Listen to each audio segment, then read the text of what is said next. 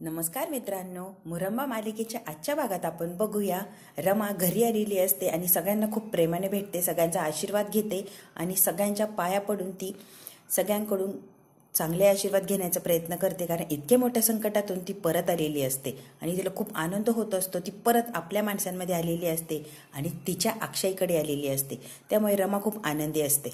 रमा आजींच्याही पाया पडते, काकांच्याही पाया पडते, अभिकडे आणि आनंदकडे बघते आणि हसते आणि शेवटी सीमाकडे येते आणि आई मी परत आली आहे तुमची रमा आणि रडायला लागलेली असते आणि सीमाला घट्ट मिठी मारते. सीमा म्हणते अगं हो रडतीयस काय आणि आता आली आहे ना परत, आता रमा बनूनच आयुष्यभर आमच्यासोबत राहायचंय, कुठं जायचं नाहीये, कळतंय ना तुला. लगेच रमा मनातल्या मनात म्हणते हो यामध्ये माहीचा खूप त्याग आहे आणि माहीने सगळं काही माहीचंच आहे. माहीने एवढं मोठं सॅक्रिफाईस केलंय म्हणून मी आज इथे माझ्या अक्षयकडे आणि माझ्या माणसांमध्ये. त्यामुळे हे सत्य मी आयुष्यभर लपवून ठेवणार, कोणालाही सांगण्याचा प्रयत्न करणार नाही. आणि रमा इतकी आनंदी झालेली असते की ती नुसती रडतच असते. रमा घरातून आतमध्ये एंट्री करणार ते दारामध्ये मगाशी जान्हवीने तांदूळ ठेवलेले असतात, तेही ग्लासात भरून काही डब्यामध्ये भरून.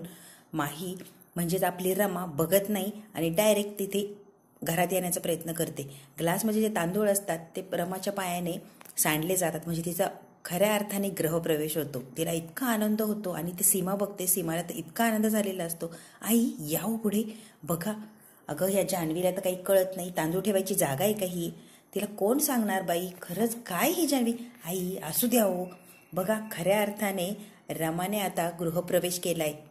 लग्न झाल्यावर जेव्हा रमा आली होती तेव्हाही तिचा गृहप्रवेश झाला आणि आता बघा की माहीचा सुद्धा गृहप्रवेश झाला. सीमाला खूप आनंद झालेला असतो.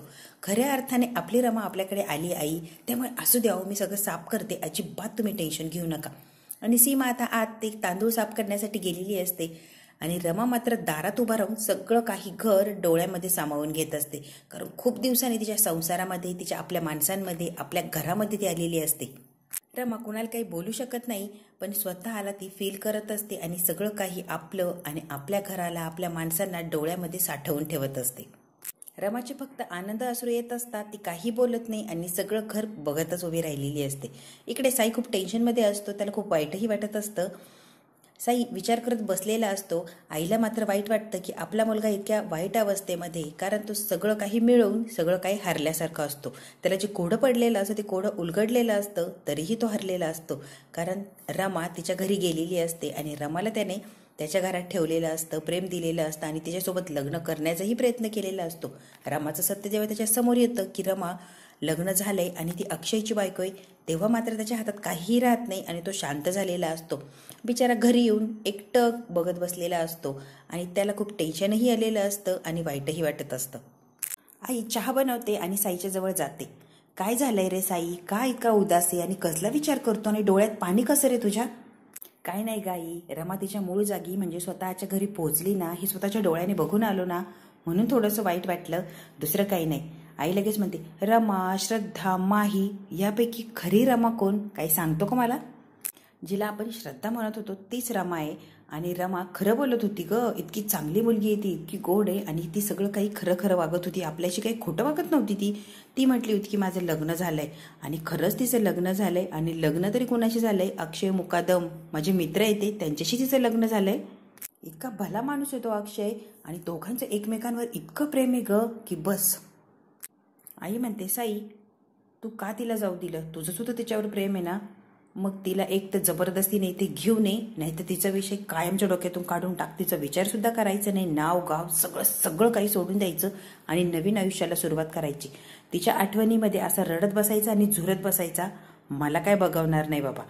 त्यामुळे सगळं काही विसरायचं आणि नॉर्मल आयुष्य जगायला सुरुवात करायची. ए पोट्ट्या काय सांगतेय, लक्षात येतंय ना. साई म्हणतो माय काय बोलून राहिली तू, मुलीसारखं रडू राहिला.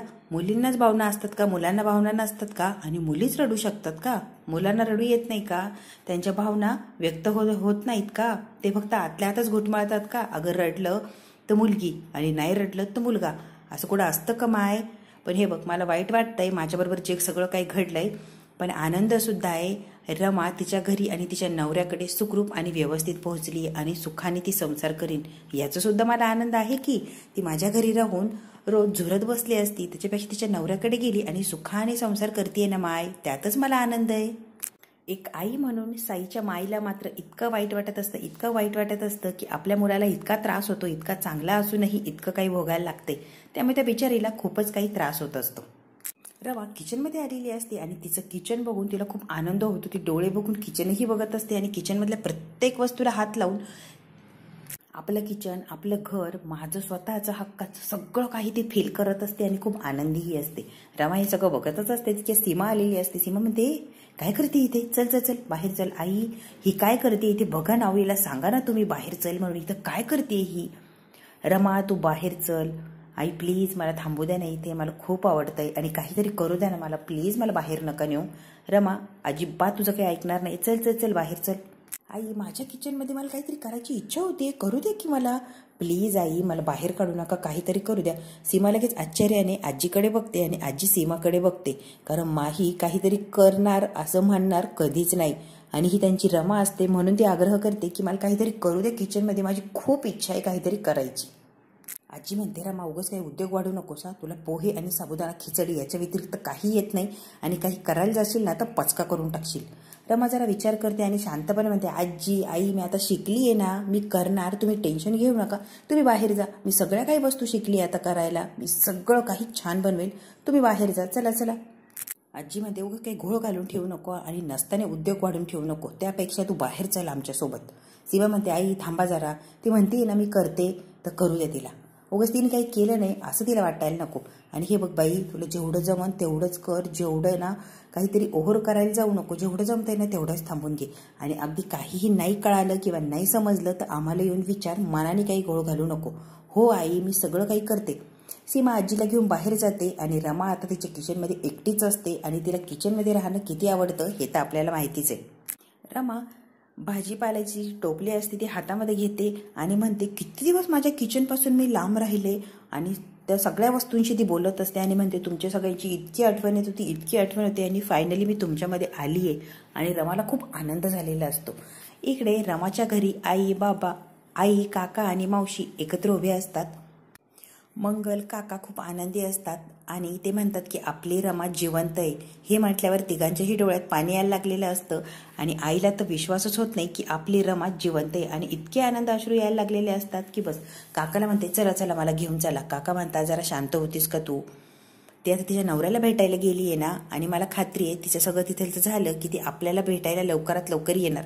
त्यामुळे आपण तिथे जाऊन उगाच गोंधळ वाढवायला नको आणि रमा आपल्याला भेटायला येईन याची आपण वाट बघू.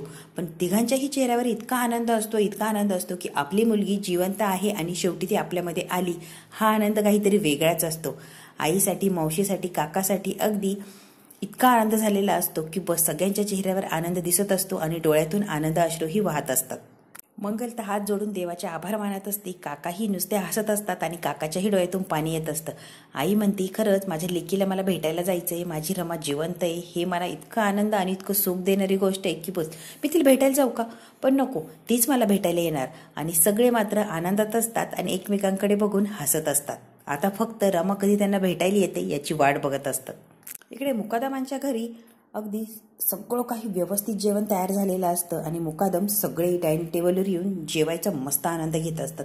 रमाने इतके पदार्थ बनवलेले असतात की बस चपाती, आळूवडी, भाजी सगळं काही तिने सारखं संगीत बनवलेलं असतं. आणि कुणाला नाही पण अक्षयला मात्र खूप आनंद झालेला असतो. अरे वा अरे वा अरे वा, आज रमाने स्वयंपाक बनवलाय असं वाटतं या. नाही तर काय, काहीतरी पोहेच बनव, साबुदाण्याची खिचडीच बनव, कॉफीच बनव, एवढ्या होतो का आपला स्वयंपाक व्हायचा. आणि आपल्या घरात पूर्ण स्वयंपाक कधीच होत नव्हता. पण आज खऱ्या अर्थाने रमा घरी आली असं वाटतंय. काय सुंदर स्वयंपाक बनवलाय आणि वा माझी फेवरेट आळूवडी बनवली आहे रमा. वा खरंच छान वाटतंय मला. माझी रमा परत आली असं मला फील येत होतं, पण आता मला खरोखर जाणवतंय की माझी रमा परत आली आहे. कारण इतका सुंदर स्वयंपाक आणि सगळं काही बनवलंय तू, खरंच थँक्यू. आणि इतकं सगळं छान जेवण आता मी पोटभर जेवणार, तेही माझ्या रमाच्या हातचं.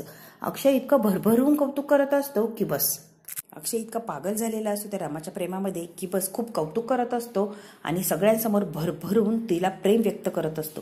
अगं काय ग, आता माझी रमा खऱ्या अर्थाने आली असं मी का म्हटलं माहिती का? इतकी फ्रेश वाटते, इतकी छान वाटतेय.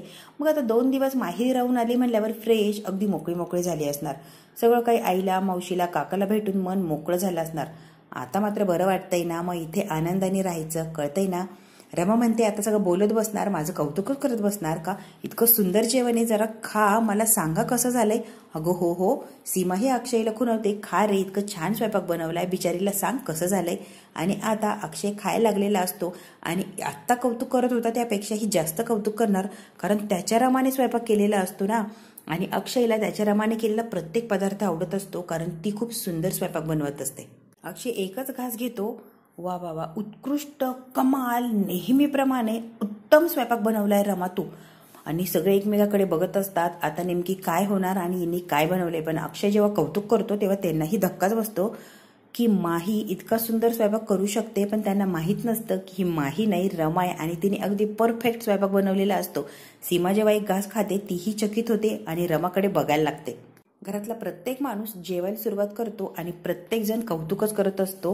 काका म्हणतात खूप छान, चविष्ट, अगदी उत्तम जेवण बनवलं या रमा तू. रमा आता रडायला लागलेली असते, म्हणजे तिला आनंद झालेला असतो. आपल्या माणसांना प्रेमाने स्वतःच्या हाताने काहीतरी बनवून खायला घालतीये आणि फायनली स्वतःच्या संसारात ती आलेली असते. सगळे काही कौतुक करत असतात. अक्षय वेडाच असतो. अक्षय म्हणतोय मला पुन्हा एकदा परत ते म्हणावं असं वाटतं या. एखाद्याच्या हातचा स्वयंपाक आवडतो तेव्हा त्या हाताला असं किस करावं, म्हणजे तो हात संपूर्ण होऊन जातो, संपन्न होऊन जातो असं मला वाटतंय. अक्षय इतका पागल असतो की बस. सीमा मात्र त्याच्याकडे बघून हसायला लागलेली असते. अक्षय जेव्हा रमाच्या हाताचा किस घेतो तेव्हा आजी म्हणते मी काही बघितलं नाही, आम्ही जेवतोय, चालू द्या. अक्षय तिचा हात हातात घेतो आणि तिला एक घास भरवतो. रमा जेव्हा एक घास खाते तेव्हा इतकी लाजते की ती लाजून पळून गेलेली असते. आणि अक्षय म्हणतो अगं रमा, तोपर्यंत रमा तर पळूनही गेलेली असते. घरातले सगळे खूप आनंदात असतात, इतका छान स्वयंपाक बनवला आहे म्हणून सगळे एन्जॉयही करत असतात. रमाच्या आईला मात्र इकडे चैन पडत नसतं. ती सारखी रमाच्या आठवणीत रडत असते आणि तिला असं झालेलं असतं माझ्या रमाशी मी कधी बोलणार, तिचा आवाज मी कधी ऐकणार. तिला राहवतच नाही. ती पटकन तिला फोन लावते आणि रमा ही लाजून इकडे आतमध्ये आलेली असते. ती बघते तर काय, फोन आईचा फोन. रमालाही राहवत नाही, ती पटकन फोन उचलते, काही बोलत नाही, पण फोन उचलल्यावर तिच्या डोळ्यातून आपोआप पाणी व्हायला लागलेलं असतं, म्हणजे ती रडायला लागलेली असते. तिकडून आई म्हणते रमा, माझी रमा आहेस ना? ही डोळे पुसत म्हणते हो, तुझीच रमा आहे मी. आणि दोघींनाही इतकं वेगळं फिलिंग आलेलं असतं किंवा इतका आनंद झालेला असतो की बस, कारण ते शेवटी मायलेकी असतात. हे बघ आई, आत्ता तरी मी तुझी रमा आहे हे फक्त तुलाच सांगू शकते, मी खरं मी कुणालाही सांगू शकत नाही. मला इतकं असं वाटतंय की सगळ्यांना ओरडून सांगावं की मी तुमची रमा आहे, मी माही नाही, आणि तुमची रमा तुमच्यामध्ये परत आली आहे. पण नाही ग, मी सांगू शकत नाही, माहीने माझ्याकडून वचन घेतलंय तसं. आणि हे बघ, मी जे यांना सांगितलं की मी रमा आहे, माही नाही, किंवा माहीचं सत्य जे यांना कळालं तर घरच्यांपासून सगळं काही लपवलं, नाटकं केले घरच्यांनी. आणि हे जेव्हा त्यांना सत्य कळेल तेव्हा घरच्यांवरचा विश्वास आहे ना तो उडून जाणार. मग अक्षय घरच्या लोकांवर कधीही विश्वास ठेवणार नाही. त्यामुळे नको त्यांना दुखवायला, घरचेही दुखवायला नको आणि अक्षयलाही दुखवायला नको. त्यामुळे जे चाललंय ते चालू दे. मी रमा आहे आणि रमाच आहे तशीच बनून राहणार, कुणाला काही सत्य सांगायला जाणार नाही. जे चाललंय ना आई ते चालू देणार. आई म्हणते हो, अक्षयला जर त्रास होणार असेल तर काहीही सांगण्यात अर्थ नाहीये. रमा, जे चाललंय ना बाई तसंच चालू दे, पण आता तू कुठेही जाऊ नको. माझी रमा माझ्याजवळच राहा आणि तुझ्या अक्षयजवळ सुखाने संसार कर ग बाई. आई, मला असं वाटतंय हे गुपितच ठेवू, कशाला उगाच कुणाला सांगून अजून काही सगळ्यांना त्रास द्यायचा आणि अडचणी वाढवायच्या. आणि हे बघ, तुला माहिती आहे का, तूही कुणाला सांगू नको आणि काकांनाही सांगून ठेव, कुणाला काही सत्य सांगायचं नाहीये. जे चाललंय ना ते तसंच चालू दे. आणि तुला माहिती आहे का, माही आता परदेशात चालली आहे आणि मी इथे, त्यामुळे आहे तसंच चालणार आहे. मग सत्य सांगून सगळ्यांना दुःखात का लोटायचं. त्यामुळे जे चाललंय ते चालू दे. सगळ्यांनी आपण शांत बसू आणि आहे ते आयुष्य आनंदाने जगू. आई, तू काकांना आठवणीने सांग की कुणाला काही सत्य सांगायला जाऊ नका. जे चाललंय ना तसंच चालू दे. उगाच मी सत्य सांगायचे आणि अक्षयला ते सहन व्हायचं नाही, उगीच काही करायचं किंवा त्रास व्हायचा. त्याच्यापेक्षा माझा अक्षय इतका चांगला आणि छान आहे ना, रमाच्या आठवणीत त्याला तसाच राहू दे. आई इतकी रडायला लागलेली असते. हे बघ माही, मी कुणाला काहीही सांगणार नाही, तू अजिबात घाबरू नको. आणि हे बघ, माझं पिल्लू फायनली परत आलंय ना, माझं पिल्लू आलंय यातच मला समाधान आहे आणि मी भरून पावली. मी कुणाला काहीही सांगायला जाणार नाही. पण रमा, प्लीज मला भेटायला लवकर ये. असं झालं तुला डोळे भरून कधी बघते आणि स्वतःच्या जवळ कधी घेते. त्यामुळे रमा, लवकर मला भेटायला ये ग. मला असं झालंय कधी माझ्या पिल्ल्याला मी माझ्या जवळ घेईन. तुला माहिती आहे का, तू नव्हतीस ना, डोळ्याला डोळा लागत नव्हता. एक दिवस कशी काढत होते माझं मला माहिती. पण आता माहिती आहे का रमा, तू आली आहे ना, मी भरून पावले. आता मला काहीही नको, फक्त तू आणि तुझं सुख आणि तुझा सुखाचा संसार, बस. दुसरं तरी काय हवंय. आईला इतका आनंद झालेला असतो. आई इतकी रडत असते आणि आपल्या रमाजवळ व्यक्त होत असते. रमालाही खूप आनंद झालेला असतो. आईशी बोलून मन मोकळं केलेलं असतं तिने. एक मनावरचं ओझं हलकं झाल्यासारखं वाटत असतं आणि आईशी बोलल्यावर काहीतरी वेगळीच फिलिंग येते तिला. आणि तीही रडत असते आणि आईही रडत असते. दोघीही मन मोकळं रडतही असतात आणि मन मोकळं बोलूनही झालेलं असतं. रमा म्हणते, मलाही असं झालंय, कधी येऊन तुला भेटते आणि तुलाही डोळे भरून बघते. पण हे बघ, मला वेळ मिळाला की तशी येईल. हो, तुला वेळ मिळेल तेव्हा ये आणि सगळं काही तिकडचं सावरून व्यवस्थित करून ये. तुला वेळ मिळेल तुझ्या वेळेनुसार ये, पण ये फक्त बाई मला भेटायला. मला तुला एकदा डोळ्याने बघू दे. आणि माझी रमा मला दिसली की मला समाधान वाटणार. मला काहीही नकोय का आता, तू फक्त सुखात राहा एवढंच हवंय. दोघीही रडत असतात आणि गप्पा मारत असतात. रमा म्हणते, आता मी फोन ठेवते. आईही म्हणते, फोन ठेवते मी, पण लवकरात लवकर मला भेटण्याचा प्रयत्न कर. हो आई, मी सगळं आवरलं की तुला भेटायला येते. रमालाही इतका आनंद झालेला असतो आईशी बोलून आणि आईलाही आकाश पाताळ एक झालेलं असतं. आपली लेक सुखरूप परत आली आहे, सगळं काही व्यवस्थित चाललंय हे समजतात. आईला खूप आनंद झालेला असतो आणि काहीतरी वेगळीच भावना आईच्या मनात निर्माण झालेली असते. त्यामुळे माझ्या रमाला कधी बघल असं आईला वाटत असतं. फोन ठेवून दिलेला असतो तरी आई देवाचे आभार मानते, देवाला हात जोडते आणि सारखी रडत असते. शेवटी ते आईचं मन असतं. आईला काय वाटतं हे आईलाच माहिती. ती खूप रडत असते आणि देवाचे आभारही मानत असते. रमा सगळं आवरलेलं असतं, तिच्या बेडरूममध्ये आलेली असते आणि अक्षयच्या आणि तिच्या फोटोकडे डोळे भरून बघत असते. अक्षय बिछाना घेऊन आलेला असतो. चला गुड नाईट, झोपा आता. का आपल्या रूममध्ये झोपायचं नाही का? कुठे चालले तुम्ही?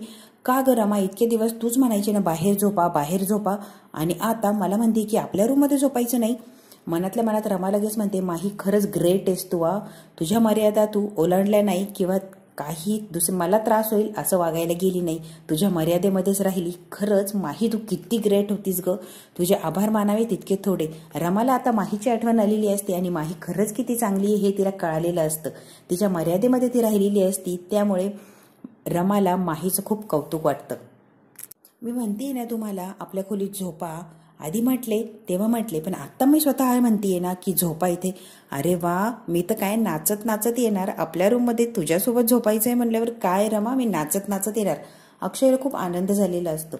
रमा अक्षयला आपल्या मांडीवर घेते आणि अगदी लहान बाळासारखं त्याला झोपी लावते. कारण तिला ही अक्षयला भेटण्याची खूप घाई झालेली असते आणि फायनली तिचा अक्षय तिला मिळालेला असतो. त्यामुळे तिलाही एक वेगळा आनंद असतो. अक्षय म्हणतो, रमा आजचा दिवस सगळा जादूही होता. खरं जादू सारखाच दिवस होता. सगळं काही मी इमॅजिन केलं तसं सगळं काही सुंदर आणि छान छान घडत गेलं. रमा म्हणते, हो तुमच्या मनासारखं झालंय ना, मग तर बस. आणि अक्षयला आता झोप आलेली असते. रमा म्हणते, हे बघा खूप दिवसातून आपल्या खोलीत झोपले ना तुम्ही, म्हणून तुम्हाला झोप येते. झोपा बरं तुम्ही, आरामात झोपा. तुम्हाला चांगली थोपडते मी. आणि इतकी जोऱ्यात त्याला अशी थापडत असते. आणि तो म्हणतो, ए रमा काय करतेयस तू, मला झोपी नाही घालते, मला जाग येते जाग. इतकं जोरात मला मारल्यावर मी कशी झोपणार, मला कशी झोप लागणार. ओ झोपा गपचूप, थोपटल्यावर चांगली झोप लागते. आणि तुम्हाला माहिती आहे का, अर्थाला सुद्धा मी अशीच थोपटते की ती लगेच झोपी जाते. आणि तुम्हाला कशी झोप लागत नाहीये, काहीही उगाच सांगताय. अक्षय गपचूप झोपा, उगाच नाटकं करू नका. ए बाई, अर्था झोपत असेल पण मला झोप येत नाहीये. इतकं जोरात मला मारल्यावर झोप तर काय मी पळून जाईना. हळूहळू कर की प्रेमाने, मला झोप लागेल ग बाई. अगं रमा प्रयत्न करतोय मी झोपायचा, पण डोळा लागायला लागला की कुणीतरी फाडकर मारतंय असं होतंय का आणि झोपच निघून जाती. ओ उगाच नाटकं करू नका, गपचूप झोपा. आता वाटेल तुम्हाला मारल्यासारखं, पण हळूहळू एक लय निर्माण होते आणि आपोआप डोळा लागतो आणि माणूस झोपी कधी जाते ना त्याचं त्याला कळत नाही. गपचूप झोपा, उगाच नाटकं करू नका. तिच्याकडे बघतो, हो बाबा लय निर्माण कधी होते आणि कधी मी झोपतो देवालाच माहिती. त्याला रमाचं हसूही येत असतं आणि कौतुकही वाटत असतं. त्याला प्रेमाने झोपी लावण्याचा प्रयत्न करते, पण झोपी लावण्याची पद्धत मात्र रमाची वेगळी असते. अक्षयला काही झोप लागत नसते, तर चोरून रमालाच बघत असतो. शेवटी त्याला राहवतच नाही. काय गे रमा, वेडी झालीस का, वेड्यासारखी काय बघती माझ्याकडे एकटक. ओ कोण बघते तुमच्याकडे एकटक आणि वेड्यासारखं काय म्हणताय. मी काय वेडी झाली नाही, तुमच्याकडे कशाला बघायला लागली. तुमच्याकडे बघतच नाही, मी सरळ बघतीये. त्याचं डोकं असं पटकन फिरवते. घ्या झोपून, वेड्यासारखं बघतीये म्हणे आणि झोपा. अक्षयला काही झोप लागतच नसते, कारण ही इतकी जोरात त्याला थापडत असते. काय गे काय भूतासारखी बघती माझ्याकडे. काय म्हटलं तुम्ही, भूतासारखी? मी भूत दिसतेय तुम्हाला. रमा आता चिडते, मी भूत? अहो बायको आहे ना तुमची आणि भूतासारखी काय म्हणताय. आणि कुणीतरी आहे का मी बायको आहे तुमची, तुम्ही काहीही कसं बोलता. अगो हो फक्त उदाहरण दिलं तुला मी. नाही तुम्ही मला कुणीतरी म्हटले आणि भूतासारखी म्हणले. रमा आता चिडलेली असते आणि आता अक्षयची चांगलीच ती घेत असते. त्याला जबरदस्तीने ती झोपायला लावत असते, तोंड सारखं तिकडे फिरवते आणि थोपटत असते, म्हणजे थोडक्यात त्याला मारतच असते. बाय द वे, माझ्याकडे काय बघते गो तू इतकं एकटक? मला काय सोनं लागलंय का? हो लागलंय तुम्हाला सोनं, झोपा आता. आणि परत त्याला झोपायला लावते, पण त्याला काही झोप लागत नसते. ही जोऱ्यात जोऱ्यात त्याला वरून मारत असते आणि हसतही असते, कारण ती त्याला त्रास देत असते. एकटक त्याच्याकडे बघत रमा अशी मग्न झालेली असते आणि नकळत अक्षयला झोपी लावण्याचा प्रयत्न करत असते. ती मात्र त्याला काही लागत नसते. हा भाग इथेच संपतो. पुढच्या भागामध्ये अक्षय सारखा तिच्या मागे मागे असतो, तिला पकडतो आणि म्हणतो, नेमकी काय सांगायचंय सांग, आता पकडली ना, तुझ्या मनात नेमकी काय चालू आहे रमा, मला सांग ना गं, कसला गोंधळ आहे एवढा. रमा तेव्हा सुटून जाते आणि परत तिला पकडतो. आता मी तुला सोडणार नाहीये रमा, नेमकी काय गोंधळ चाललाय, काय सांगण्याचा प्रयत्न करतेय, आणि सगळ्यात महत्वाचं, माझ्यापासून तू काय लपवतेय ते सांग. अक्षयने आता रमाला पकडलेली असते आणि तिच्या हालचाली, तिचं वागणं त्याच्या लक्षात आलेलं असतं. तो तिला इतकी पक्की धरतो आणि म्हणतो, आता मी तुला सोडणार नाहीये रमा, जोपर्यंत मला कळत नाही तुझ्या मनात काय चाललंय, माझ्यापासून काय लपवण्याचा प्रयत्न करतेय, तोपर्यंत तुझी सुटका नाही. आणि हे बघ, तू मला सांगायलाच हवं, कारण मी तुला तशी काही सोडणार नाहीये. हे बघा, काही सांगायचं नाहीये किंवा काही लपवतही नाहीये. तुम्ही का मला त्रास देताय? माझी कामं करू द्या ना मला. हे बघ, तू माझ्यापासून काहीतरी लपवण्याचा प्रयत्न करतेय रमा, आणि हे मला जाणवतंय. सकाळपासून तुझ्या मागं फिरतोय मी, आत्ता फायनली पकडलंय, आणि जोपर्यंत मला सत्य कळत नाही तोपर्यंत हा अक्षय ह्या रमाला सोडणार नाही. तू त्यामुळे मला खरं काय ते सांग. ती आता गोंधळून जाते आणि शांत बसून एकटक त्या अक्षयला बघत असते, कारण तिला प्रश्न पडलेला असतो. अक्षयच्या प्रश्नाला उत्तर मी नेमकी काय देऊ, आणि तो काय सोडणार नसतो, कारण त्याने ठरवलेलं असतं, मला जोपर्यंत सत्य कळत नाही, काय लपवतीये, का माझ्यापासून लांब लांब राहतीये किंवा काय सांगण्याचा प्रयत्न करतीये, तोपर्यंत मी काय तुला सोडणार नाहीये रमा. त्यामुळे काय खरंय ते पटकन मला सांगून टाक. आता रमा मात्र बिचारी फसलेली असते आणि अक्षय तिला सोडणार नसतो. आता बघूया स्वतःला अक्षयच्या तावडीतून रमा कशी सोडवते, त्याला नेमकी काय कारण देते आणि ही सिच्युएशन सोडवण्याचा प्रयत्न करते. मित्रांनो, इथेच थांबूया. व्हिडिओ आवडल्यास लाईक, शेअर, सबस्क्राईब नक्की करा.